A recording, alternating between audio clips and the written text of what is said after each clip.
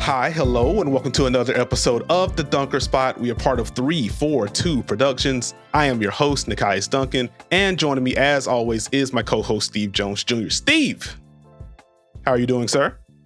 Feeling good, feeling great. Happy to be here, excited to be here. Thank you, Dunkers, for once again embracing your bounce. Dunker Nation, let's ride. YouTube, hi, hello. Smash that like button.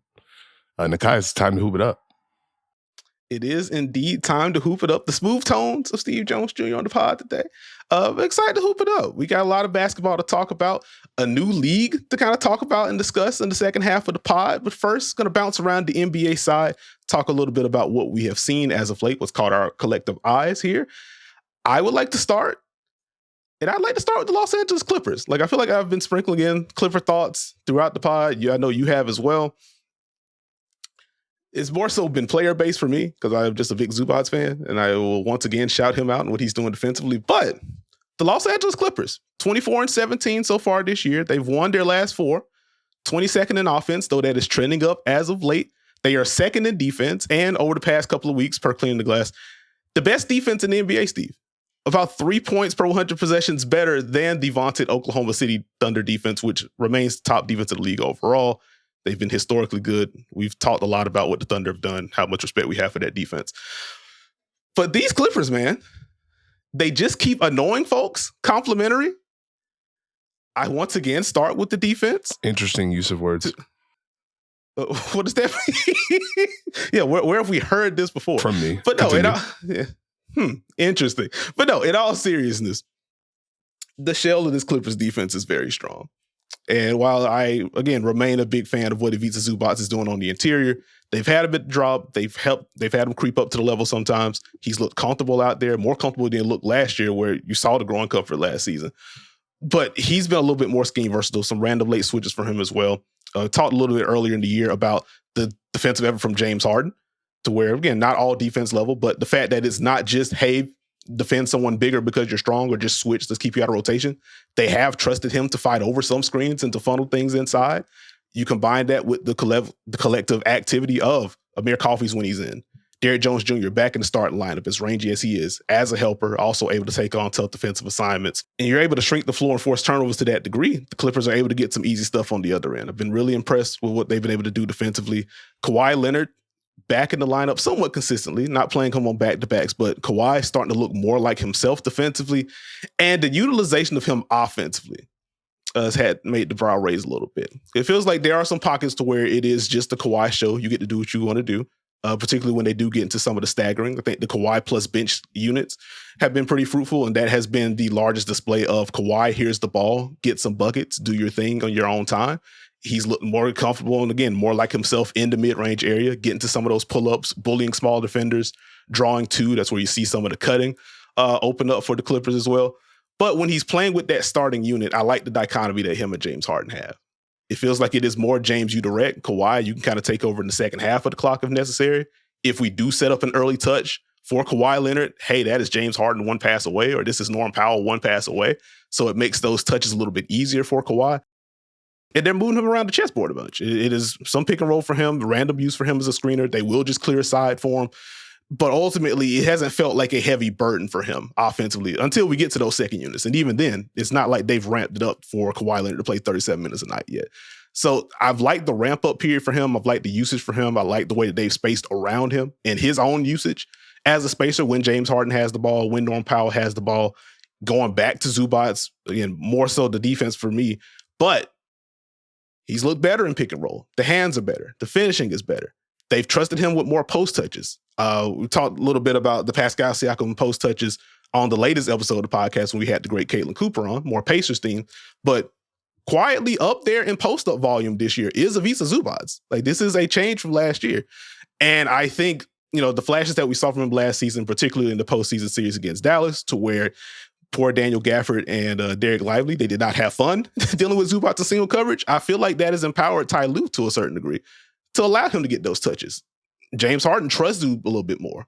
If teams try to switch against James Harden and Zubac just to kind of flatten things out, keep defense out of rotation, Zubac has proven more than capable to punish those smaller guys, get easy buckets and or get to the free throw line on top of that. And as they've kind of tinkered with the lineup, a lot of that is Kawhi focused as they're ramping up the minutes and stuff with him. Chris Dunn has been in and out of the starting lineup as they've tried to space the floor a little bit more. That's where you're seeing the offense perk up for the Clippers. So again, last 2 weeks, 11th in offense, first in defense. It's pretty darn close to that top 10 in both levels. I don't think that's going to be a season-wide thing for them. But the fact that the offense is looking better, Kawhi looking more like himself, James Harden continues to play at an all-star level, Norm Powell continues to shoot the leather off the ball and attack the basket with reckless abandon. The transition attackers look good, and this defense remains strong. It's been a fun stretch of basketball for the Los Angeles Clippers. So I want to start with a little bit of Clippers praise. They look good right now. Well, I mean, let's stick with the Clippers. I think part of the joy of seeing Kawhi come back is understanding how important it is based on what the Clippers have built base-wise. So when you talk about Zubac is better this year offensively, he had no choice. They had to throw him the ball because teams were switching. And so if you're switching, hey, Zoo, you got to make him pay. So now you counter with how you felt earlier in the season where, hey, are they forcing it too much inside? Is he able to make him pay? And now you see against a team like the Lakers, it's a switch and he's punishing it automatically, not a second thought. I think the biggest thing when you look at the Clippers offense with Kawhi back, you see things kind of layered in a stronger way. You see Kawhi used within their movement sets. And so it builds on the start that James Harden had and the start that Norm Powell had where, okay, we start with a little bit of movement. Now it's Kawhi coming off a screen. Now, we have to help. That's Kawhi. Oh, wait, that's Norman Powell that's open, drive and kick. So now they can open more things off because they have more threats. They have more pressure points they can hit, which is good for a Clippers team that has had to work and search for a lot of offense this year. I think there was a play in that Laker game where Kawhi is going to scream for Norm Powell and sees James Harden has a post-up opportunity and just points and says, throw it to him, please. So Norm throws to James Harden. James Harden posts, fires a pass right to get Kawhi a three. But those are the type of plays they didn't have before because they didn't have their full unit. I think defensively, I know there was someone who was very happy that Kawhi started the game guarding LeBron, navigating a pick and roll, and then peel switching to get a steal. For a brief second, it felt good. I think that the Clippers defense overall, because that's been what's brought them to the dance for the most part, you can bake that in. You can count on that with multiple lineups with the addition of Kawhi and him not having to necessarily carry all of that load defensively, if that makes sense. He can guard certain matchups, he can switch, but you don't necessarily have him. He doesn't have to be 95% Kawhi all the time. He can fit into what they do as a team because you got Derrick Jones Jr. out there. You got Norm Powell's activity out there. You got James Harden generally willing to make the right rotation. You got Zubac behind. So as a team, I think they put themselves in a strong position. That home court advantage, it's something. The wall sure is something. Is, so they're putting themselves in the right position. So I think it's a good time to look at the Clippers and not forget. I think it's easy to write them off if you look at how you feel about certain superstars, you look at the landscape of the West. That's not a fun team to face, especially in a playoff series. I've said that for a couple of years now. I don't think I've been right once, but they have a stronger base, it feels like, this season, as opposed to hoping we can purely out-talent you. Mm-hmm.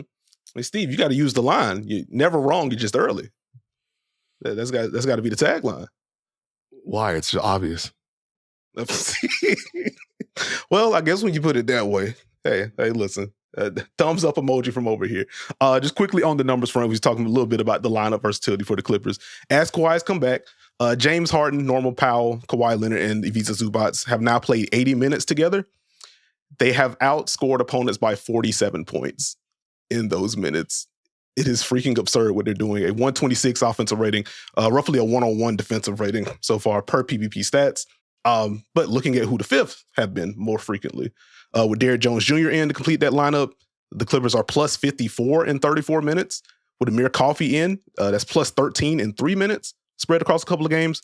With Chris Dunn, it is a minus 20 in 43 minutes. The Clippers shooting 8 of 30 from 3 in those minutes. That is something that I would expect to normalize to a degree. But, just thinking about the spacing concerns, particularly with Chris Dunn, how teams have gotten more liberal with the help off of him.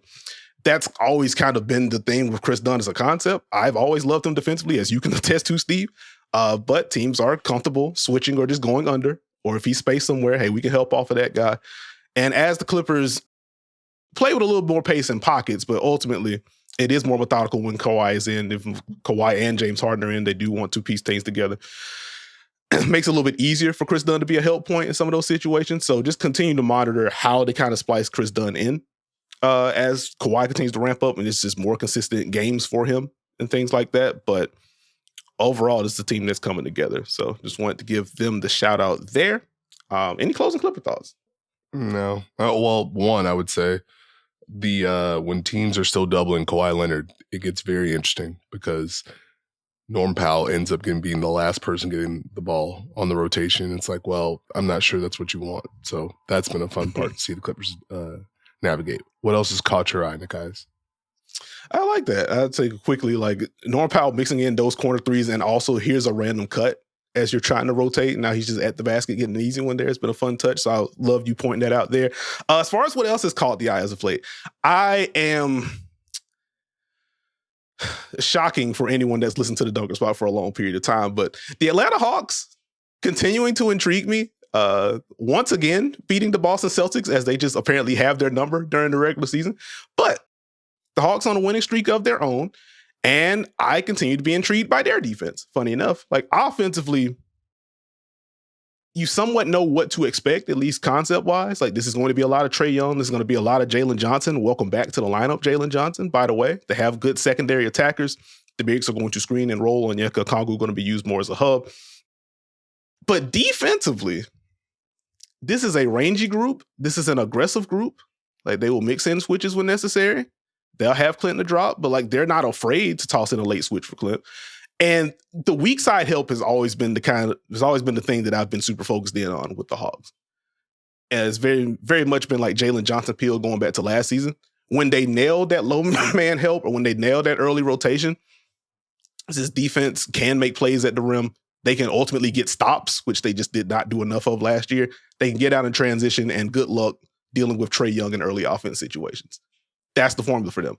When it is not locked in, oh boy, they are bleeding shots at the rim. They are bleeding kickouts to the corners, and it's not a fun time for their defense overall. But as they've been able to nail that more consistently, it kind of reminds me of the Pacers conversation that we had with Caitlin over the weekend, to where they're just doing the little things more consistently. Even when it's not Jalen, just having that low man help in early and rotating in a controlled manner has really helped them. It's helped them kind of deter some of those rim attempts that they were giving up early in the year as they were trying to find their footing defensively. And the rotations have been impressive. You know whose rotations I've been super impressed with over the past 3-4 games, Steve? Who? Trae Young. As I continue to sprinkle in throughout the podcast, the man is working on defense this year. I've enjoyed the work that he's doing, the effort he's putting in. Go ahead. Does the man have a choice? He doesn't. And I do understand there is the underlying feeling of hey man, you're on the court, you're supposed to play defense. You're supposed to give a level of effort. So I don't want to give 6 gold stars for doing your job on defense. But in light of what it has been and what the conversation has been, and frankly, how some of the conversation around Trae as a player overall has kind of been shaped by some of that defensive effort, I do at least want to highlight, hey, he's doing it. That's not me pleading for an all defense case for him, but he's doing it. He's doing it more consistently.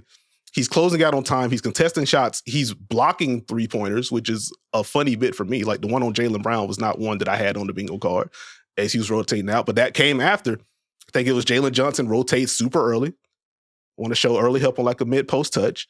They skip it out there. Trae Young is rotating on a string, gets out there, gets a piece of the ball, and they're out and going. It's okay.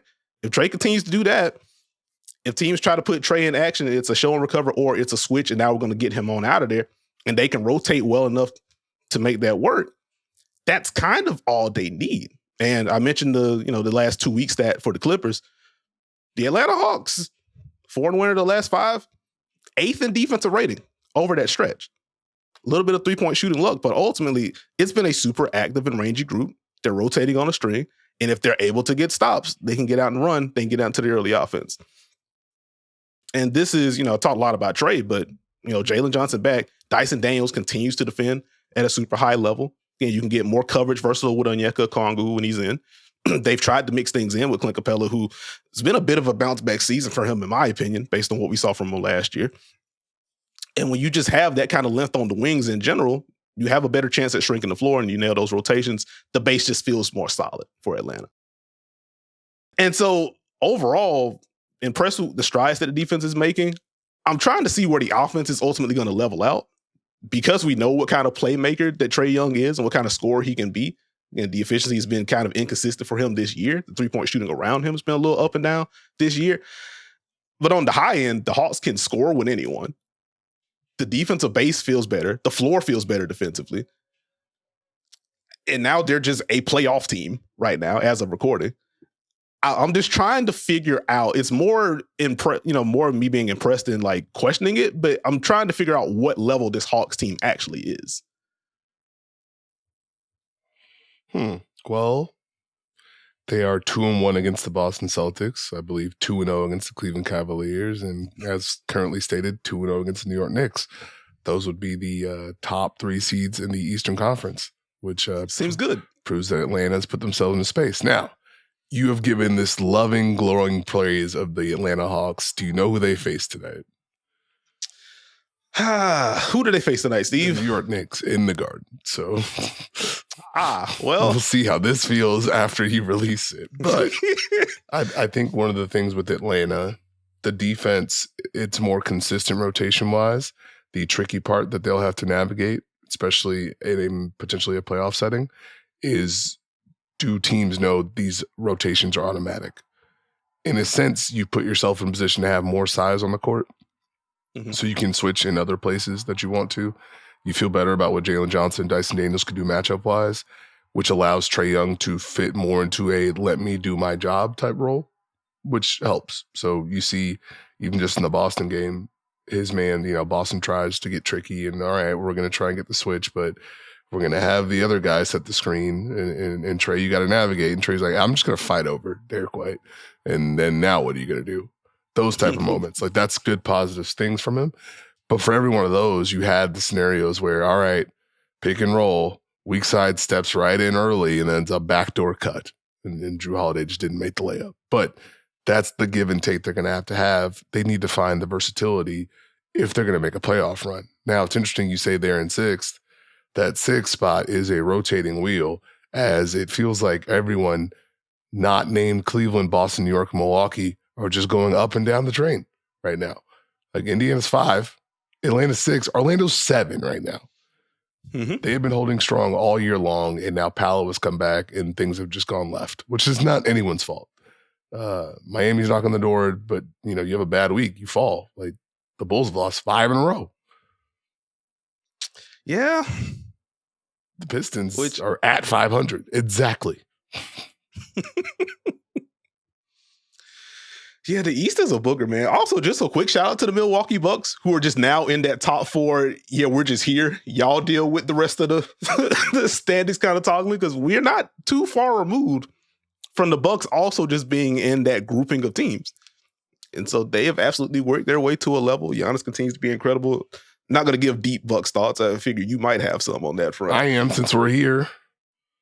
Before you go into whatever Miami Heat them you want to go into here shortly. I once again would say Milwaukee doing little things. And so if you're a Bucks fan or you're trying to figure out why the Bucks are in this position, it's the little things that they're doing. You have to watch them offensively to understand, they're actually flowing into different things. Damian and Giannis understand how to get to their shots with each other in different ways. They have a little bit of pace. They can get up and down a little bit. It's not just hoping the talent works. Giannis at the elbow is very tough for teams to deal with. Everyone wants to build a wall and show help. It's hard to show the help when you don't know where he's going to be at. And so when he's at the elbow with the improved mid-range, with his ability to drive, with the spacing, which is going to have Dame one pass away and Brook stationed on that wing. So, hey, big man, you're not low. Your help is going to be high. And we're basically even. So if I beat my man and you spin, I know where the pass is. I give Giannis credit for his passing. But you don't know if Giannis is going to fall into a handoff, attack, shoot, score. That gives them a level of unpredictability, which is nice to have for them in the half court. And it allows Giannis to get the ball a lot closer to the basket. In a scenario, it's not just a pure post up. And so he can see the floor and understand where the help is. So that's been fun to watch. Their defensive rotations, Damian Lillard seeing that Brook Lopez is switched on someone that he shouldn't be switched on. And as Nekias has pointed out, immediately starts clapping like, hey, we need to fix this. The thing is, they're fixing it now. So, they're more willing to switch Brook into matchups. They're more willing to help and rotate. There are nights where those rotations aren't as solid, but the nights that they nail them, they have that level of activity to where they can protect the paint, they can fly out, they can put themselves in a good position. So I think what they're doing is building their versatility to put themselves in a position to have a run. So when you look at the top four, it's a strong Eastern Conference in that sense that if I told you any one of those four teams made the conference finals or won the conference finals, would you be surprised? Not super surprised, no. That's a sign of some teams that are doing the right thing. So this is probably that time of year. It's a little lull adjacent pre-All-Star break, but start to hone in on some of these teams to understand what makes them who they are. Mm-hmm. It's good stuff, see. It's good stuff. The Damian Lillard clapping bit is so funny. Because you would think it's just hey, we ramping up on defense, like slap the floor adjacent, let's ramp this up. And it's just Dame say, hey, no, go get him. Go get him right now. And so as funny as that is, like to your point, Steve, the fact that they're nailing that more consistently is obviously huge for their defense. That is, I was checking this morning, think quietly up to 11th in defensive rating now, per cleaning the glass.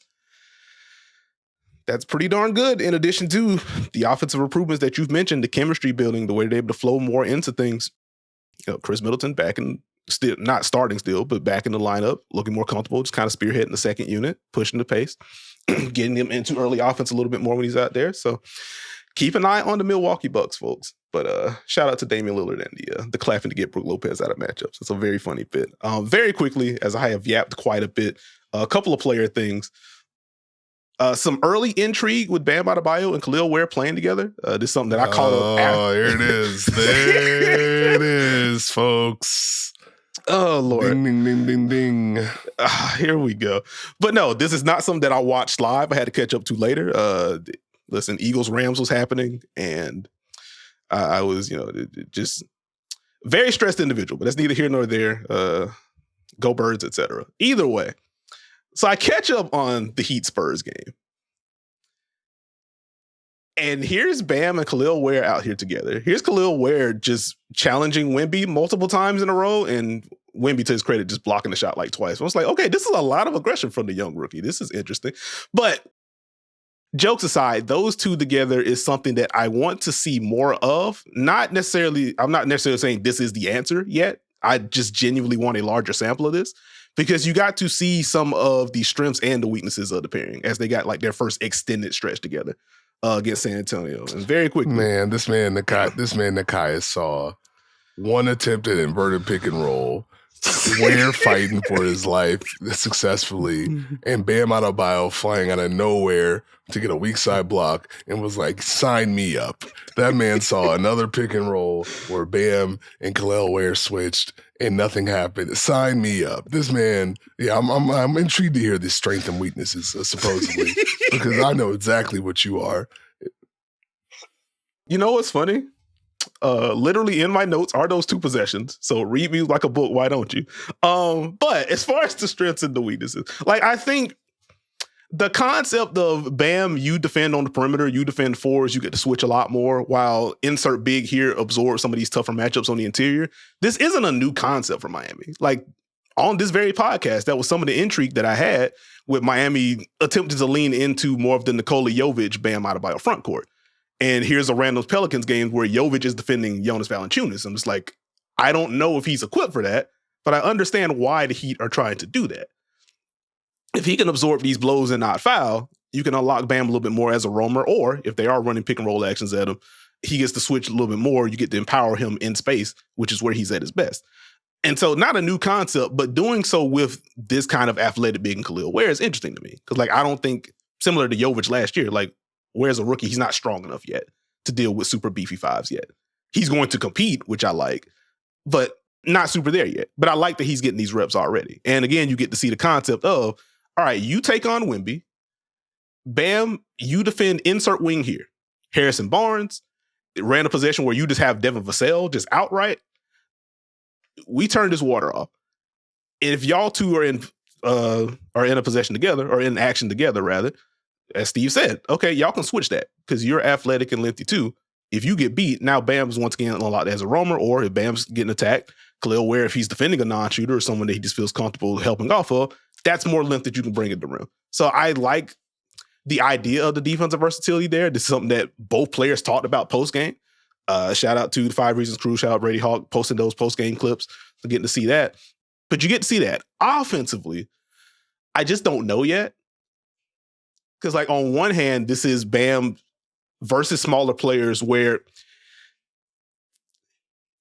he has grown throughout his career against smaller players on switches. This is something that I've harped on. He has gotten better at it throughout his career. So in theory, that is a mismatch for him to attack in the mid post, at the very least for him to shoot over more comfortably, to get some of those mid-range jumpers.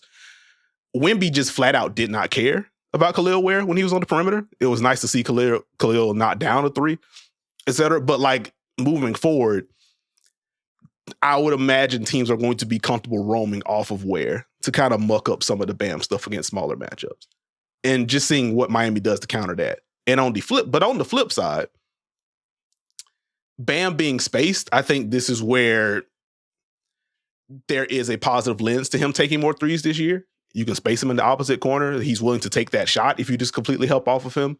Or on those possessions where you see Bam and Duncan Robinson spaced on the same side, you help too far off of Bam or you help too early off of Bam, it could be a swing to the corner, immediate handoff, and now you're recovering trying to get to Duncan Robinson. And if you're too aggressive closing out to Duncan Robinson, Duncan has gotten really good at that slip pass to Bam. They've built chemistry with each other over the past 4 or 5 years. And now it's Bam downhill against a rotating defense. So you can see the seeds of that, but I could also see a scenario where teams just super shrink the floor because they're not worried about Khalil Ware as a three-point shooter. They're not worried about Bam as a three-point shooter. And depending on what Miami's tempo looks like or just how well they're shooting on a certain night, it could get kind of mucky for those looks offensively. So I want to see a larger sample to see which side that lands on. It's kind of where I'm at. Yeah, Taxes and Nekias Duncan being concerned about the Miami Heat offense. Just a consistent spring presence. I'll tell you that much. I think what will intrigue me, or what intrigued me, was as I was watching, I looked up, third quarter was starting, I was like, oh, Spo just left them in there together. Yeah. And that's always an indicator to me of, I like this might be a thing. So I would keep an eye to see if he continues to roll that out or keeps it as a package. I think defensively you saw the joy from Bam as far as, oh, I can just play weak side defense. Oh, I can abandon my man and contest at the rim. Oh, I'm not in drop. I don't have to contain the drive. I can show help and recover. This is fantastic. And this man was running the floor like a madman. So I think that's probably the fun of it. It's interesting to see that it'd be a funny bit if this pairing was really the answer the whole time, because I thought Tyler Hero and Duncan Robinson also unlocked things together, to your credit. And now, okay, we have 2 duos that work, and this kind of fits with what we're trying to do. But Miami knows who they are, and they know who they want to get to. It's just figuring that part out that gets tricky for them. Yep, I like it. And again, largest extended stretch with Bam and Ware together, 13 minutes, a plus 23 to hit those 13 minutes. I do not expect every night to go like that, but that is quite the loud showcase for the pairing. So keeping an eye on that. And then just very quickly, big Nic Claxton fan here. And it's just been a really weird year for him. I feel like in our opening week episode this season, I was like, hey, have you seen these Nic Claxton drives? This is kind of neat. He's getting to not only grab and go, but in the half court, he's just attacking and getting downhill. This is cool. Would you like to provide me an update? It has not been as fruitful as it was when I brought this up earlier in the season. But like, there's been some injury stuff with him. Like, he's been dealing with back stuff. So like, this isn't a long-term Nic Claxton is cooked thing for me, but it is just kind of like, I have seen better from Nic Claxton on both ends of the floor. And as the Nets have just in general just become a bit of a mash unit because of the injuries and the trades that they've done, this isn't a great context for Nic Claxton either. There is some element of he has to play better with some of the opportunities that he's getting. Like, I think when he has been asked to switch, he's switching a lot less than he did last year. They've ramped up the aggression with him this year, oddly enough, which he's getting steals, he's getting deflections because he is just lengthy, he has active hands. But like some of the recovery from him specifically, or who's behind him if the ball gets behind that trap, or when he's just putting 2 on the ball, it gets dicey for the Nets defense. So like those possessions just haven't been fruitful for Brooklyn overall. But even when he's been asked to switch and he's being directly attacked, it hasn't been as successful as it was last year. I feel like he's getting turned a little bit more. He's biting on a little bit more fakes. The recovery hasn't been as great. Some of the chase down blocks that we've seen in the years prior have now just been late contests slapping the backboard as the layup is going in. So like that's been a bit, I guess, frustrating. Frustrating is probably too strong. Like, it's not like I'm a Nets fan, but as someone who is just a fan of his and has seen him defend, and I have argued on this podcast, has defended at an all defense level, like to see this kind of slippage, even if the context makes sense, like it's just kind of sad to see. And so I just hope that he's able to get healthier, he's able to play better. And moving forward with Brooklyn, or if they ultimately decide to move him at some point, I just want to see the best version of Nic Claxton again. Just haven't seen it in a while. It's just one of those things flowing under the radar because, again, I think macro sense, you kind of know Brooklyn is aiming to be at the top of the lottery if they can. They're in asset accumulation mode, et cetera. So it's easy to kind of just move them to the side. But like watching the Nets games, it's like, man, Nic Claxton's really good. And I would like to see him perform at a really high level because I've seen it before. So I'll just throw that in very quickly to kind of cap out my basketball thoughts. Okay. Can I ask you a question I've asked you before? Sure. How have the drives from Jamal Murray been going of late, Nekias? Well, Steve, very good. Very well. He's starting to warm up a little bit, folks. I would notice that. Trying to fill some time as Nekias pulls the numbers up to support my thesis. Yeah, because this is the thing I looked up yesterday as we were doing our Dunker Spot online watch party, which you should absolutely tap into those folks. But off the top of my head, I remember like as of the calendar year 2025, I think it was like 1.19 points per possession on any featuring a Jamal Murray drive. But as I get that filtered right now, it is indeed 1.19 points per possession on any trip featuring a Jamal Murray drive so far in January. That's really good and much better than it was earlier this season. I'm just saying, folks, keep an eye on it. You're seeing a lot more of the wiggle, a lot more of the post-ups, a lot more of the juice in the Denver Nuggets. I think slept on feels like an annoying term to say, but as I said last week, they are moving in the right direction and they understand who they are. Their lineups feel stronger. You got to deal with Jokic, and the defense, they're willing to throw some more switches out there. They're willing to not have to rotate every single time. So just keep an eye on them as they make a push here down the stretch. There you go. Just quick correction on my front. I had to update / refresh to include the game from yesterday. It is up to 1.2 points per possession now. So even better on the Jamal Murray front. That's pretty doggone good, man. I have a question for you, Nekias. What's up? Is anyone paying attention to Jalen Green? They should be. In the month of January, 29.8 points, 52.8 from the field, 49.4 from three, 92.7 from the line. That's pretty good, right? Yeah, so let's say all these 30 pieces, and just in general, the battles with Memphis have been really fun. But I will lay out for you. But yeah, Jalen Green's knocking down shots. It's a cool concept for this Houston team. Scoot Henderson against the Bulls, also, 25 points, 8 assists, 7 rebounds, 3 of 8 from 3. Against the Rockets, 21 points, 11 assists, 5 rebounds, 3 of 5 from 3. Against the Clippers, 16 points, 6 assists, and 2 7 from 3. Against the Nets, 39 points, 6 assists, 8 of 10 from 3. I think there are some people who may need to just go ahead and, you don't have to deliver Scoot an apology. That seems to be not a thing people like to do these days, but we recognize he's improved a little bit. I think that's okay. Yeah, again, we talked about Scoot a little bit early in the pod season. Like the process stuff feels a little bit better, even if it hasn't been like the capital L leap that many people are waiting for. And maybe that still comes. But the fact that the jumper does feel, or it looks a little bit different, feels like a smoother process for him with the actual shot. And he's just been lighting it up from 3. He is shooting 44% from 3 in the month of January, Steve. On like reasonable volume. So I think you take that if you're Portland. Yeah, you got to take it. Also, Nekias. What's up? Are you ready to play a game? Okay. All right, we're going to play Is This Real? Okay. All right. Shout out to the Magic. So these are numbers from the month of January. Okay. I'm going to have you compare two teams and tell me which is more real. Okay. This is from NBA.com, not cleaning the glass. Okay. The Denver Nuggets in the month of January, 5th in offensive rating, 5th in defensive rating, or the Indiana Pacers, 6th in offensive rating, 3rd in defensive rating. Which is more real? Ooh.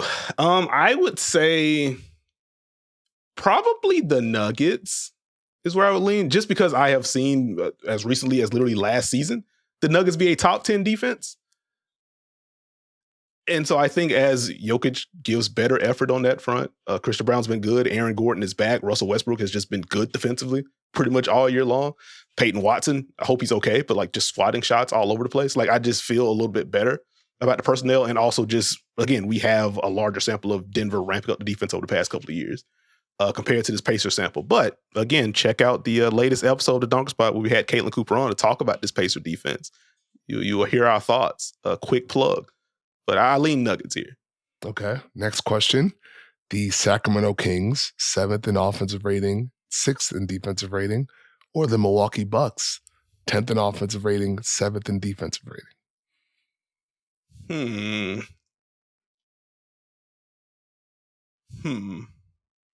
I have a related free throw for you after I answer this. That's a good one, man. I guess the Bucks for similar reasons. So we have seen Brook plus Giannis just equal elite defense before. And like Giannis has been very good, especially as of late. Brook Lopez has been very quiet all defense case for Brook Lopez this year, by the way. On my extended long list, but like he's still just towards the top of the league in contested shots. Field goal percentage at the rim still low. Like he's still good at the defense thing. As you mentioned, more scheme mixing in more scheme versatility for him, being able to scram him out of switches and stuff. Like it's good stuff. I'll lean Bucks, but the Kings just look good under Doug Christie. They deserve a shot. They deserve a deeper dive on a later episode, but like they've been good. Can I cost you a quick free throw? Sure. Who has saved their team's defense more? Andrew Nembhard with Indiana or Keon Ellis with the Sacramento Kings? I'm going to go Nembhard. Okay.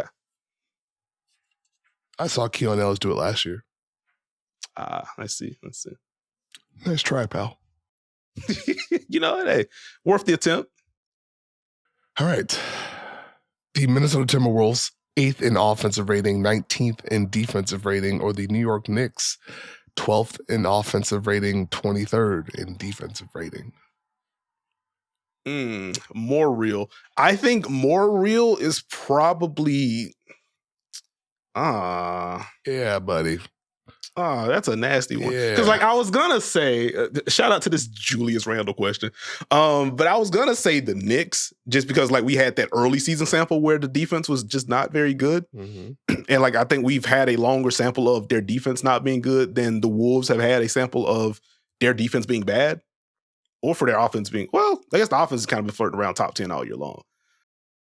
I guess I have more faith in the Wolves defense getting back on track than I do with the Knicks. I mean, I guess I'll lean Knicks. Okay. In this scenario. Okay. Great question. More real. Miami, 19th in offensive rating, 13th in defensive rating. The Los Angeles Lakers, 15th in offensive rating, 24th in defensive rating.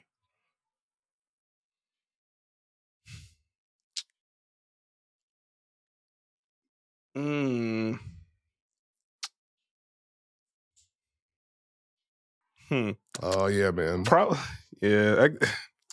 I guess the Heat. Tell me more. I mean, just off the strength of like they were flirting around top 10 in offense, top 10 in defense, if their slippage on either end, like it makes sense they're kind of in the middle of the pack. And now you have the weird Jimmy stuff mixed in. They've also just had like really bad scoring droughts. We've also seen the defense kind of get carved sometimes. Okay. We've seen them hit a lot of level 3. Like that makes more sense. The Lakers, I just don't know what they are. And I don't think they know what they are. Okay. All right. The Golden State Warriors, 13th in offensive rating, 18th in defensive rating, or the New Orleans Pelicans, 11th in offensive rating, 17th in defensive rating. Ooh. I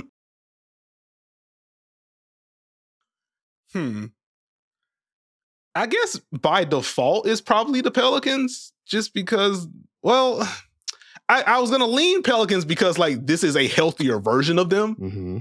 And I can see like this being the healthy version of them. Obviously, it's not going to matter season-wide because they are just so far down the standings in the West at this point. But like I can at least see this version of the roster being this level of good or solid. With the Warriors, like Draymond in and out, Steph in and out, etc. Like I anticipate like one end of the floor is just going to improve with a consistent level of health for them.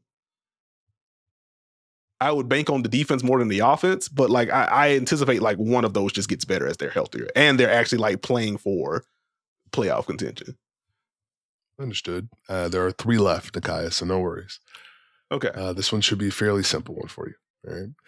The Los Angeles Clippers, 18th in offensive rating, 1st in defensive rating, or the Detroit Pistons, 17th in offensive rating, 4th in defensive rating. It's going to be the Clippers for me. There you go. I wouldn't even get a second shout. Okay. Shout out to the Pistons, who also are deserving of a deeper dive at a later date. Now, Nekias, you should always know when I give you a softball, there is a setup behind it. I don't know. There's a curveball. What's up? The Memphis Grizzlies, 2nd in offensive rating, 22nd in defensive rating, or the Cleveland Cavaliers, 3rd in offensive rating, 26th in defensive rating. It's God. Yeah. That's sickening. Yeah, buddy. That's sickening. I am going to say, I say the Grizzlies more real in this aspect. I think both of their defenses are just much better than what they've recently shown.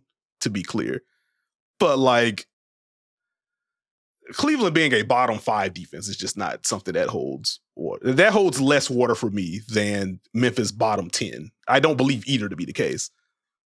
But bottom 5 for Cleveland is more egregious, in my opinion. I'm very proud of what I just did right there. And the last one is a special one just for you. Okay. Dealer's choice, however you want to answer it. The Houston Rockets, 1st in offensive rating, 14th in defensive rating, or the concept that the Charlotte Hornets are 8th in defensive rating while the Utah Jazz are 9th in defensive rating.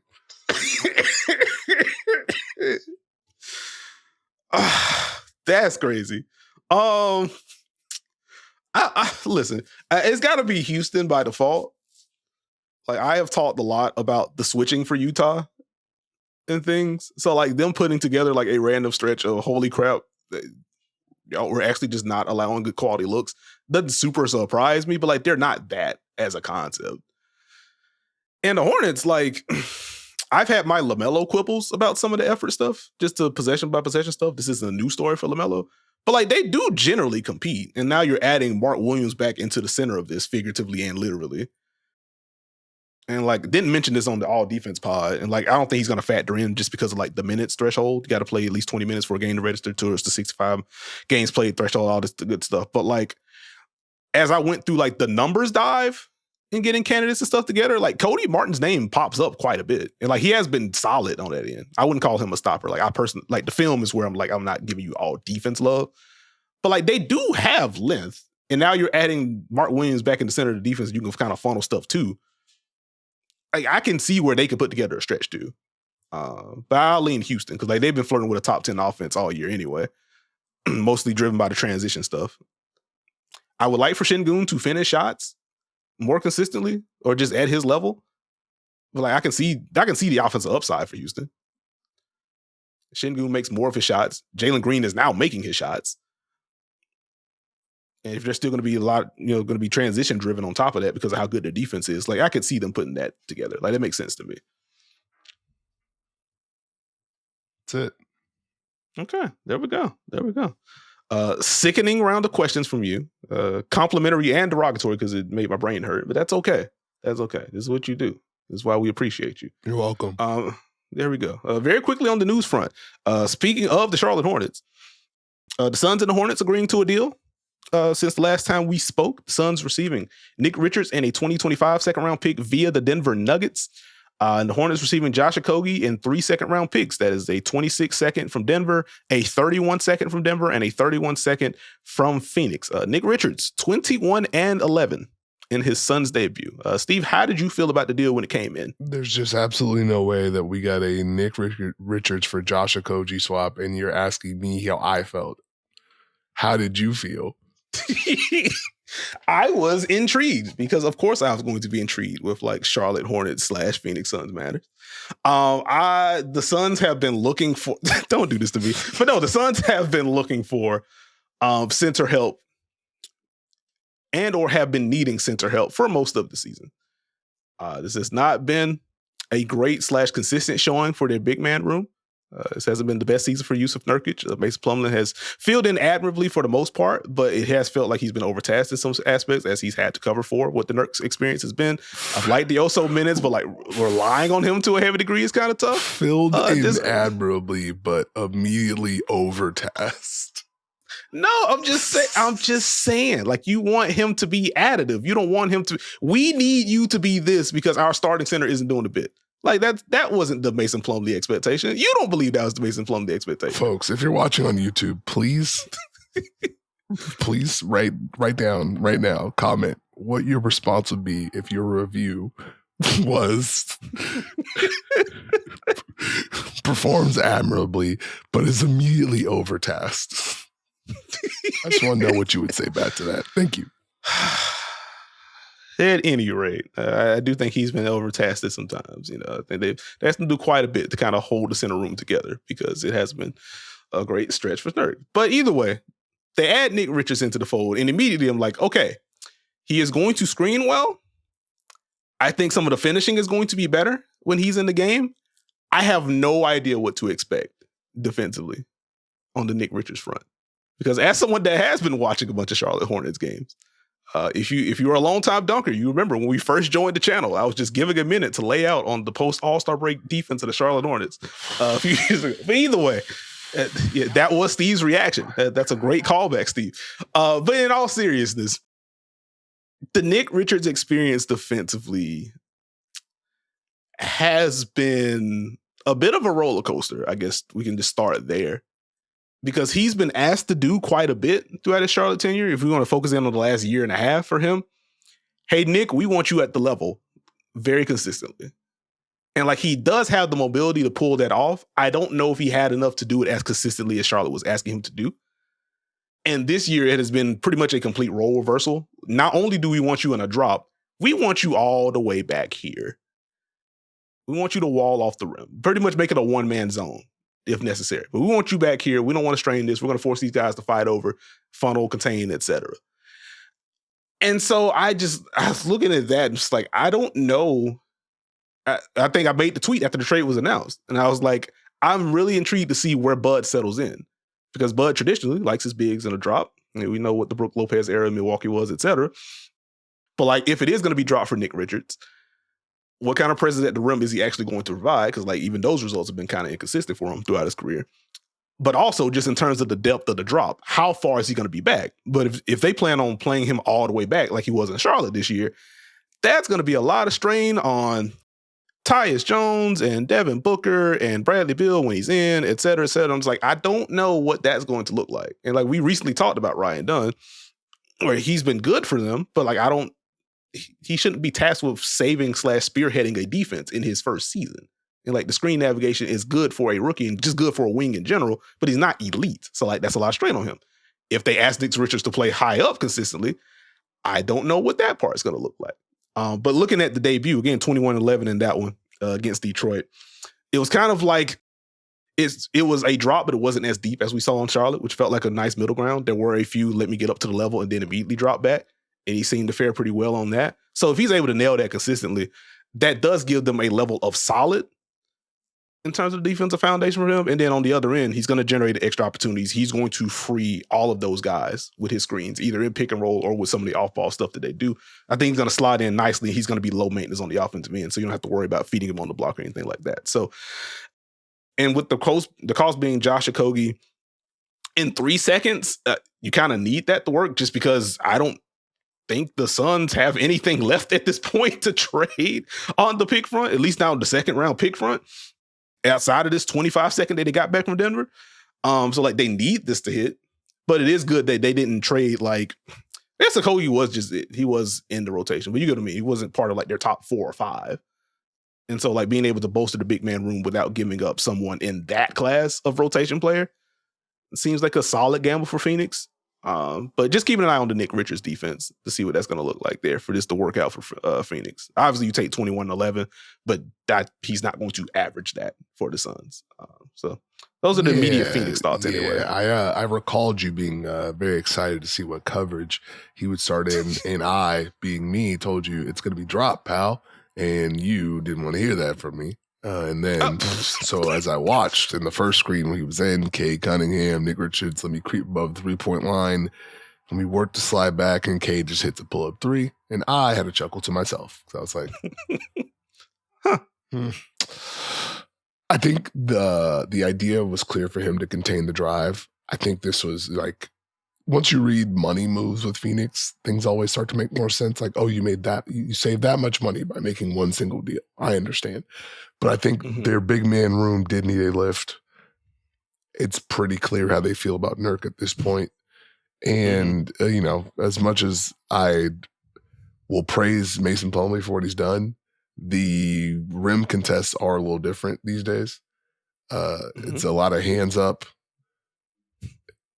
I'm not jumping though, but like I'm here and my hands are up. And I don't know if that works for a Phoenix team that hasn't had the most fun containing the drive or rotating consistently on the season. So I think what he brings is an element of weak side rotation. That's someone else that's not Kevin Durant who can impact a shot at the rim when rotating. That's a positive sign.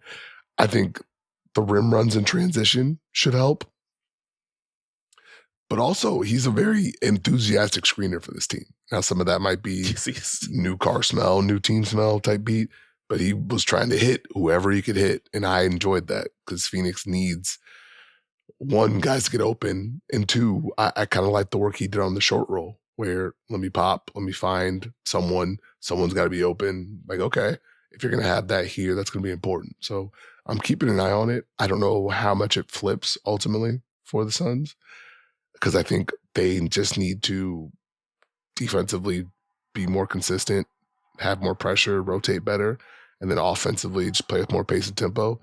Nick Richards can help with some of this, but they have to commit to doing it over and over and over again. Got you. So there we go. So yeah, we got through a Nick Richards segment without me taking 87 minutes. I think you'd be proud of me. Good job, man. Thank you. That is all the validation I needed right there. All right. Well, back on the news front, we did get final All-Star returns on Thursday. We will get to learn who the starters are, I think, this Thursday. So excited to see how this is going to land. But as of the final fan return, at the very least, your East starters right now, LaMelo Ball, Donovan Mitchell. In the front court, it is Giannis, Jason Tatum, Karl Anthony Towns. Not going to be any movement there. It is worth noting as we get into the reserve section, post Thursday, as it is going to be the culmination of the media rank and the fan rank and where the coaches have them. Well, media rank, I got that right. I want to make sure I said my words correctly. Did you say the fans, the media, and the players? I think I said coaches instead of players. So that's, yeah. Hey, Richie, leave it in. No. Just put a clown emoji face over me. That's nasty word. As we have the culmination of the fan, the media, and the player vote. These fan rank, even if you don't hit the starting group, like where you rank still matters. So at least noteworthy, Evan Mobley of the Cleveland Cavaliers did jump from 8th to 6th in the front court in the East. Out west,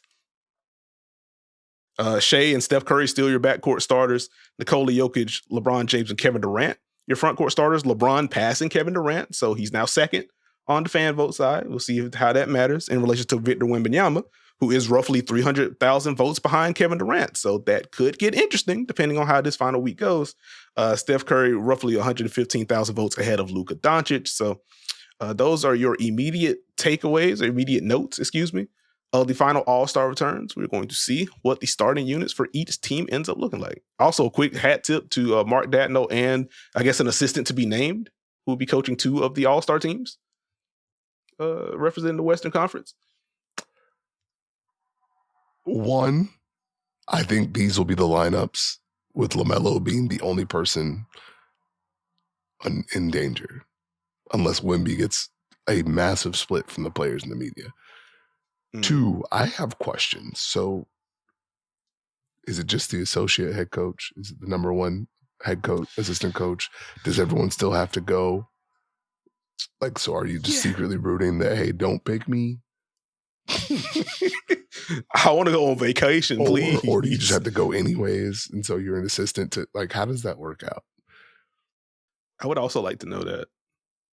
See, I did the Nekias thing before you could. We gotta, hey, listen, we gotta press some letters, dial some numbers, let's get some info, you know what I'm saying? Report back to the people. That's pretty neat. But there's that on the All-Star front. On the W side, as recording on a Monday, so by the time you see/hear this, it will be the 21st, which means teams and players can talk. Free agency officially begins. You can come to agreements, contracts can be signed on February 1st, but January 21st marks the official start of free agency. So on the core designation front, which if you aren't familiar is essentially like the franchise tag in the NFL, it's just a 1-year guaranteed deal. On the W side, 1-year deal up to the Supermax if the player accepts the offer. Alyssa Thomas of the Connecticut Sun was core. Kelsey Mitchell getting the core designation from the Fever. Gabby Williams getting the core designation from the Seattle Storm. That is an interesting one, as I think it was Gabby herself saying, like, part of her calculus of returning to the W last season and who she would ultimately sign with was predicated on, hey, I would like to be a free agent. And so the Storm pressing the core button anyway is interesting. So we will see if that is those two agreeing to a different contract. If this now becomes, hey, I didn't want this, and Gabby has proven I'm fine with stepping away from the W and playing overseas. Does this become, hey, trade me somewhere now because I asked you not to do this and you did this anyway? So I am just really intrigued on what happens on the Gabby Williams front. Obviously, one of the best perimeter defenders in basketball. The Storm rightfully want to keep her, but that was something that I didn't expect. And in terms of giving out qualifying offers and things, the Chicago Sky, giving out the restricted free agent qualifying offer for Michaela Onyenwere and Dana Evans, reserve contract right for Nicolina Micic, and Kennedy Carter, who could be a restricted free agent, did not receive a qualifying offer. And so if she does not receive that by tomorrow or by the time you hear this, Kennedy Carter will be an unrestricted free agent instead of a restricted one, which certainly makes free agency a little bit more interesting, in my opinion, to see where Kennedy lands. She was one of the best scorers, one of the best guards in the W last season. Great comeback story. A lot was written and talked about her relationship with Teresa Weatherspoon and the trust that she got from her. I'm kind of intrigued by the Kennedy free agency. Because on one hand, like the Sky not even giving, at least to this point as of recording, the Sky not giving out that restricted free agency offer sheet is interesting. And like it means, at least for me, it makes me think, like, is there something on the back end that we just don't know about that would lead to that kind of decision? Because for me, if it was a matter of we just don't think you're going to be an on-court fit with the next iteration of this roster under Tyler, fine. We're going to give you this offer sheet, and now we're going to try to work out a trade so we get something back. That this has just turned into, we may not even offer you this, is where I'm like, is something going on? I don't know for sure. Like, I'm not reporting anything, but at least that's where I'm like, surely something's happened then, or maybe something's happened if the offer sheet wasn't even given. But if she is unrestricted, like that is just a lot of scoring power that can fit in a lot of different places. So I am intrigued by the free agency there. Did you have any free agency thoughts before we move? No, you're nailing it, bud. Okay, fair enough. All right, last couple of things. Unrivaled did tip off this weekend, and boy, were those games fun. I enjoyed it. 3-on-3 content, full court, but not a full court, different court dimensions. I really enjoyed it.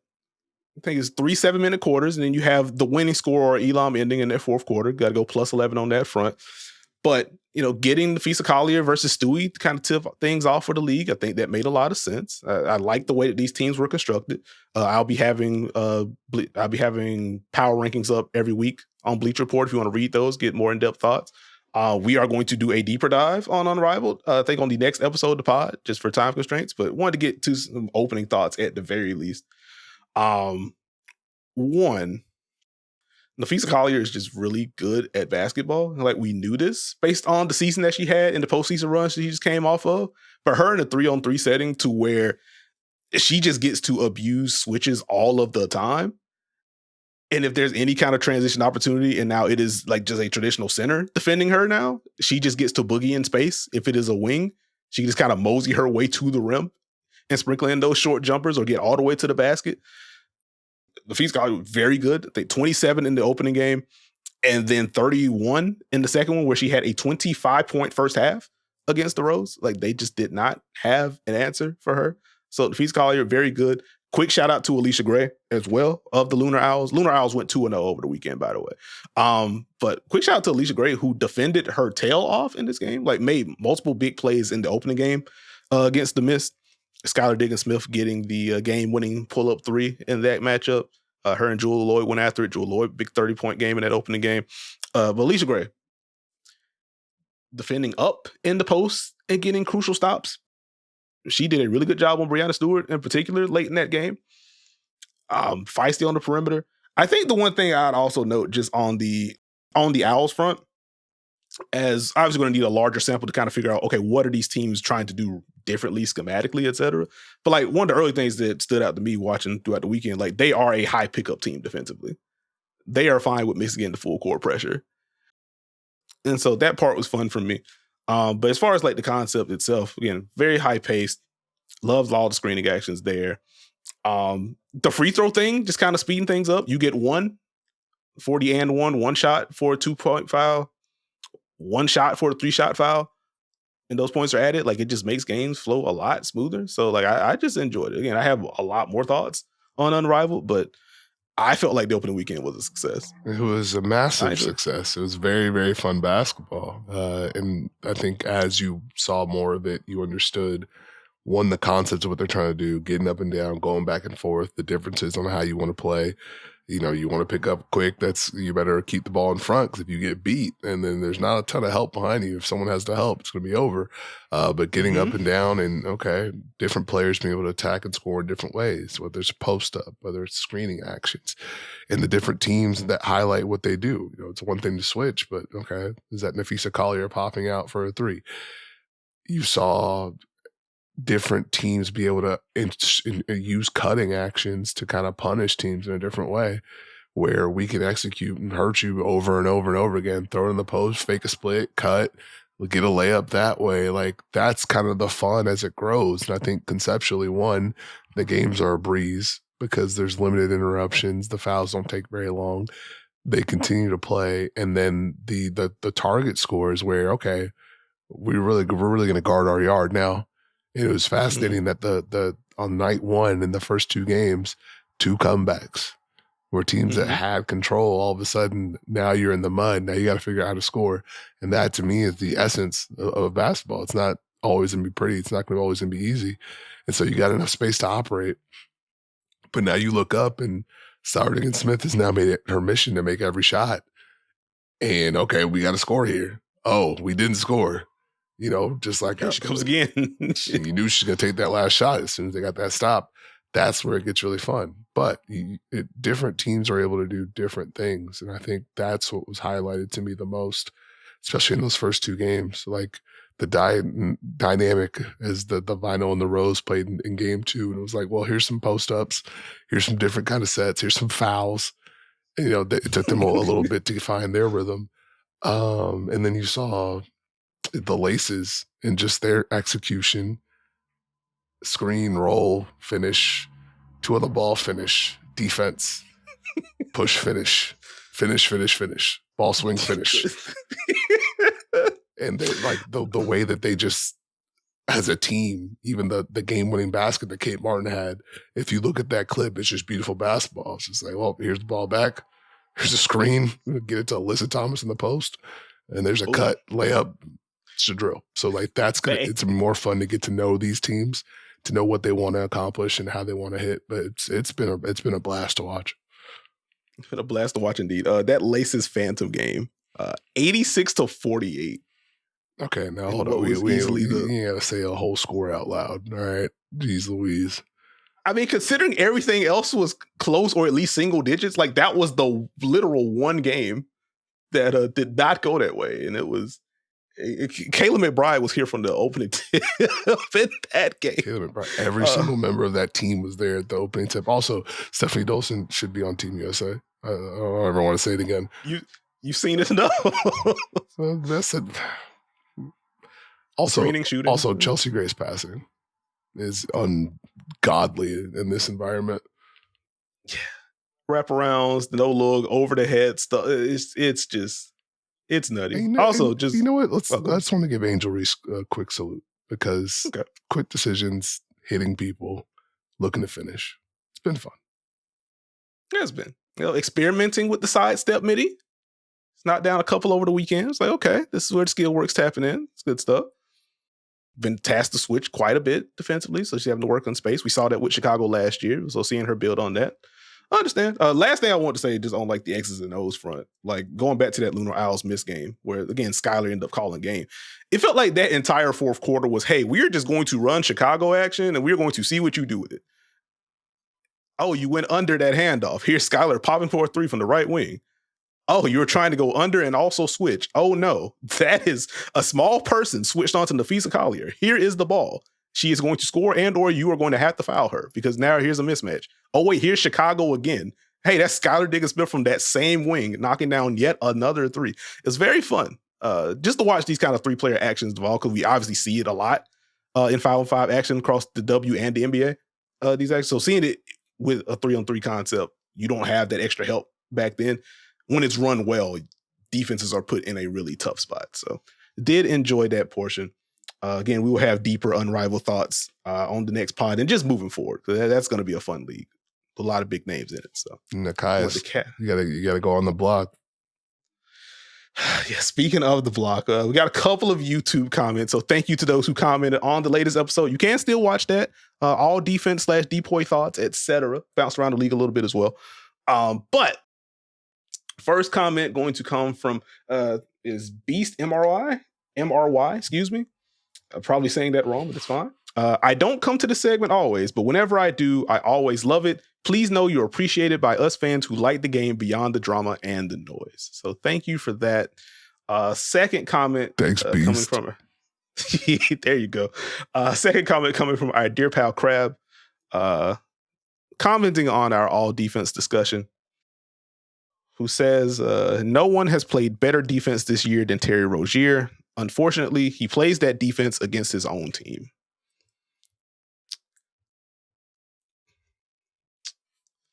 I can't laugh or I will cough. Okay, well, hey. Do you want a special third one that'll remove some laughter? Go back into appreciation so you can save your voice? Yeah, let's go. This one from our dear pal Drum. Absolutely love the insight Steve brings on the depoy topic with the idea of, okay, make your case for your guy. There's a lot of great defenders out there, and if you can back up your reasoning, I'm willing to hear you out on a lot of them. Always love to tune in and hear your guys' thoughts. Oh, thanks. Heart emoji. I can't make one with my hands. Can you? Not today. We found a new challenge. Actually, that's my first free throw, and potentially my only free throw. Would you rather make a heart emoji right now or do the Waffle House 24 waffles challenge? Can I just say, the concept of eating 24 Waffle House waffles is patently absurd. Well, with all due respect. You could just stay for 24 hours if you wanted to. That's also true. I guess it depends on which Waffle House you go to. You know, as someone that is in the South, like there are a lot of them. And so like there are some Waffle Houses that you absolutely could not do that challenge in. But there are some others that are like, you know what, you could probably pull that off. You know what I mean? Like it's different. Like, I don't know, as someone that has frequented Atlanta quite a bit, like there are some Waffle Houses in Atlanta that, hey, you can go. You might want to order to go, but you can go. There are also some Waffle Houses like 10 minutes apart. It was like, okay, cool. I can actually just sit down in here and just chill. Like that's just kind of the nature of Waffle House as a concept.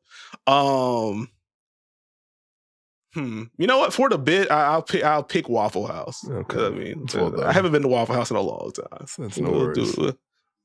We'll cap it there. Yeah, that was it. That's my only free throw. Okay, fair enough. My only free throw to you is how upset are you going to be at my team rankings on the Unrivaled Power Ranking that will release on Thursday?